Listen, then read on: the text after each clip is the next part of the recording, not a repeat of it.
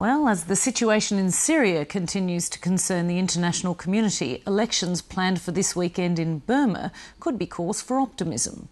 To discuss the situation in Burma, I was joined just a short while ago by our Southeast Asia correspondent, Zoe Daniel, who's in Rangoon.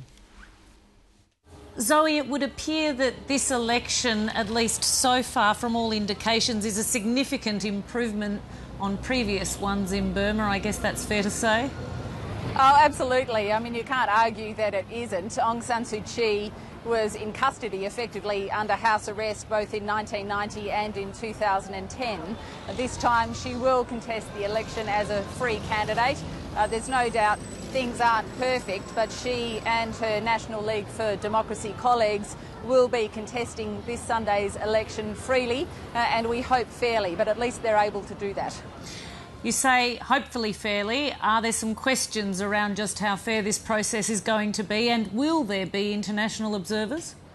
There will be international observers, but they'll be invited observers from particular countries, and they're not professional observers that observe elections around the region, and they've only just arrived, and that's one of the concerns that Aung San Suu Kyi has raised today, that if an election really is going to be observed properly, those observers should have been able to be here before to watch the campaign process and to make sure that things were operating smoothly. And she's raised various issues around restrictions on the NLD campaign venues, intimidation of candidates, and even low-level violence against candidates and defacing of things like NLD banners and the like. So she says the election won't be free and fair because of everything that's happened in the lead-up.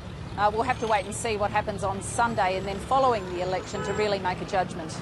Now, given this is more a series of by-elections than a general election, if you like, will there be much change as a result of this on the general political landscape in Burma?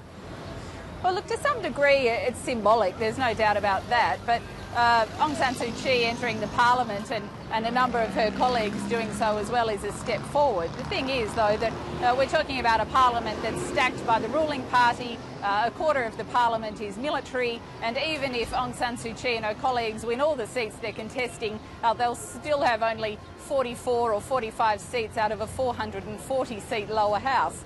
It'll be up to her, partly her reputation, her image, which gives her a lot of pull to create some change in the parliament. But the big change that we might see would be in 2015 at the general election. And how is her health holding up through all this?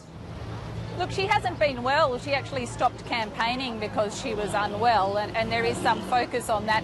She was asked in the press conference today whether she could cope with going into politics right now, and she said, "Yes, I can cope. I'm feeling a little delicate, and that means that if I'm asked any hard questions, I'll faint straight away."